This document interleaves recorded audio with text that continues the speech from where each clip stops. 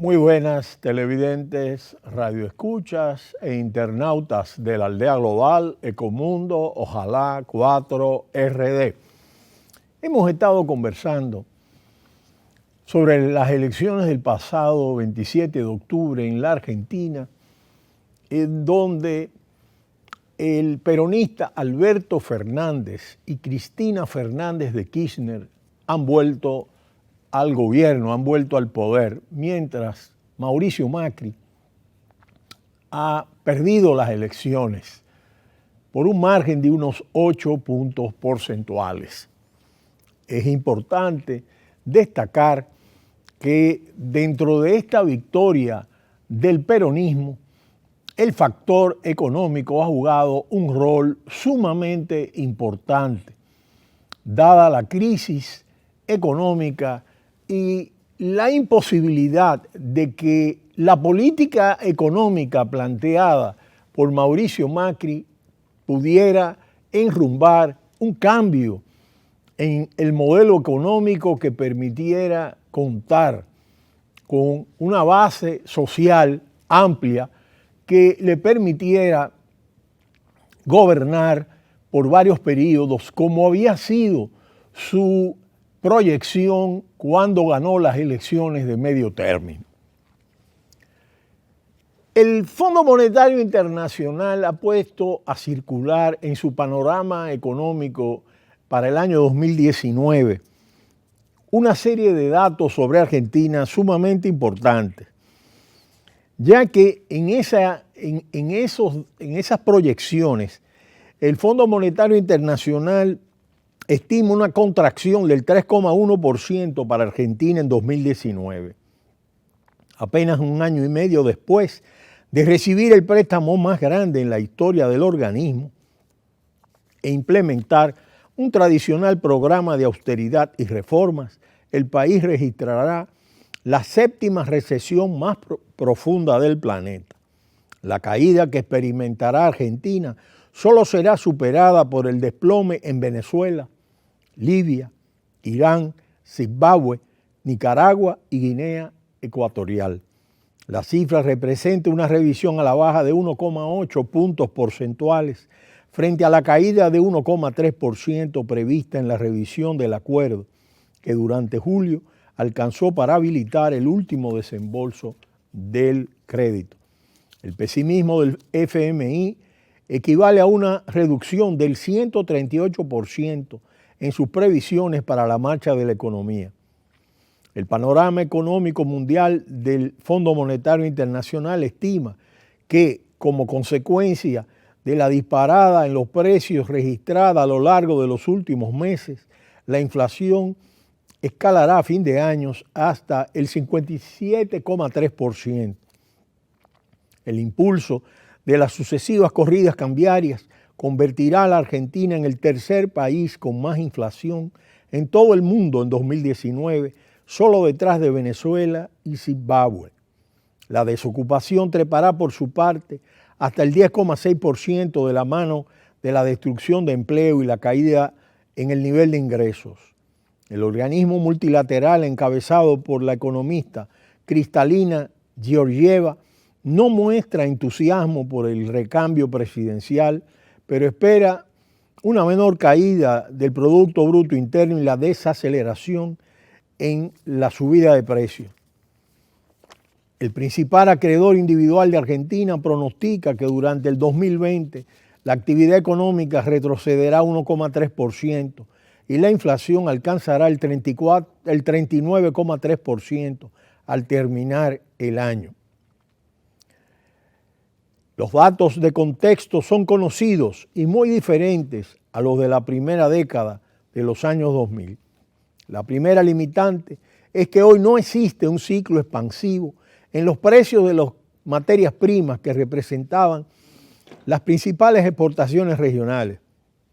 Por el contrario, es posible que la continuidad de las disputas entre Estados Unidos y China se traduzca en una reducción de los flujos del comercio internacional. En este contexto, la segunda diferencia es la nueva tensión estadounidense hacia la región.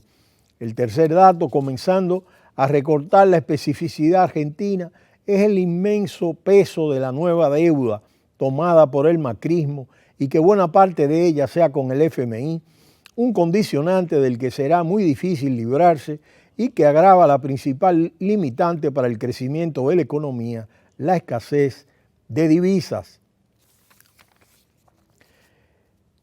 En tal sentido, es importante tomar en consideración que Alberto Fernández, si no quiere ser arrastrado por la indignación de un nuevo ajuste, debe tomar medidas que también son exigentes. Tal y como hemos comentado, la recesión en Argentina pronto cumplirá 2 años. El nuevo gobierno que asumirá el 10 de diciembre necesita un shock que reactive la actividad económica. Alberto Fernández aspira a conseguirlo por la vía que permaneció cerrada durante el mandato de Mauricio Macri. Una bajada de los tipos de interés que permita a las empresas volver a disponer de crédito bancario accesible. En otras palabras, tras el vuelco político, el vuelco económico. El futuro gobierno de Alberto Fernández quiere manejar a Argentina de forma muy distinta y el Banco Central argentino empieza a adecuarse. El pasado martes anunció que a partir del 1 de noviembre patrocinará un descenso de los tipos de interés y pondrá fin a la alta remuneración de las letras de liquidez LELIQ, con las que se intentaba contener tanto la inflación como la depreciación del peso. Una letra de liquidez del Banco Central, LELIQ, es como un bono o un préstamo que toma el Banco Central de la República Argentina con los bancos por una semana. A diferencia de las LEBAC, que las podía adquirir cualquier persona, las LELIQ solo están disponibles para las entidades financieras. La nueva estrategia se dirige a estimular el consumo interno y el crédito, pero puede disparar aún más el alza de precios. Vienen años muy difíciles, ha dicho el presidente electo. Durante la campaña, Alberto Fernández siempre tuvo la misma respuesta cuando se le preguntaba de qué fondos dispondría. Para reactivar el crecimiento económico, ha dicho lo que ahorraremos en intereses de las LELIQ. Ahora mismo esas letras proporcionan a los bancos una rentabilidad del 68% anual con operaciones a 7 días.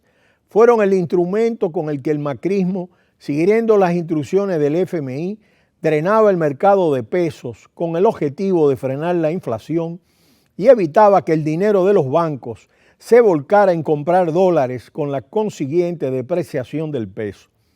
Esa política no funcionó. La inflación interanual está en 53,5% y el peso ha sufrido devaluaciones gigantescas, mientras que tipos de interés bancario superiores al 70% hacen inaccesible el crédito.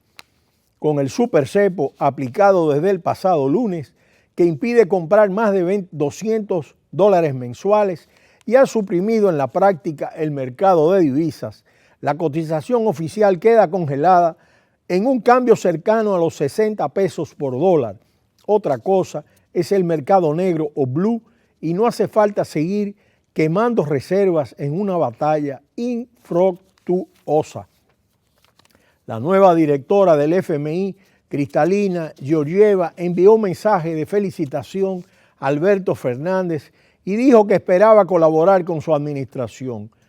Una de las primeras tareas del gobierno peronista será renegociar la deuda externa en práctico default.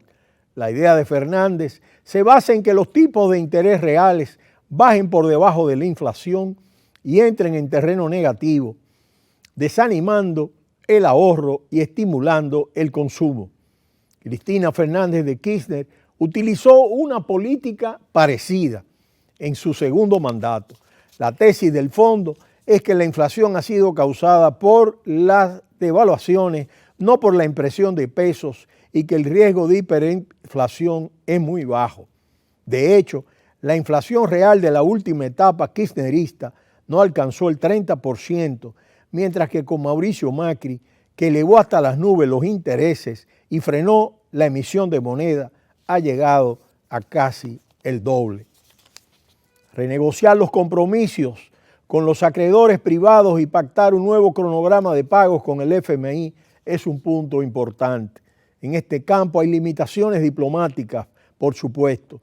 El gobierno de los Estados Unidos, decisivo en el FMI, ve con Alberto Fernández un aliado del régimen de Nicolás Maduro y aunque mantenga distancia, lo ve en un sentido político proclive a las ideas de una izquierda rosada. El presidente estadounidense tiene en esta materia una cercanía directa con Jair Bolsonaro. El presidente de Brasil acaba de decir que los votantes argentinos se equivocaron. Aún si consigue el alivio financiero, tendrá que asumir decisiones antipáticas, un recorte en la actualización de las pensiones y una reducción de la subvención al consumo de energía. En términos de Cristina de Kirchner, políticas neoliberales extremas. Esta restricción conceptual es importante. La vicepresidenta electa controla las bancadas peronistas del Congreso. Envuelto en una crisis financiera compleja, Alberto Fernández tiene que satisfacer, siquiera en parte, las expectativas económicas que generó con su victoria. Mientras lo intenta, debe construir su propia plataforma de poder, lo cual le exige decidir si quien lo postuló, su vicepresidenta, es un activo o un pasivo en la proeza. De manera que en esta nueva situación de la coyuntura argentina, basta destacar que pese a la existencia de una situación de crisis económica notable, de una inflación importante, de una devaluación del peso, de un alto desempleo, de un incremento de la pobreza, sin embargo, no se han planteado movilizaciones, crisis sociales, huelgas generales, sino que más bien la población esperó, en función del nivel institucional adquirido en Argentina en el marco electoral, por un recambio de las posiciones de gobierno en el plano de las elecciones. Y esto es un elemento importante de reflexión en el caso de la Argentina frente a otros casos de la región. Pero será hasta mañana cuando volveremos en Ecomundo RD.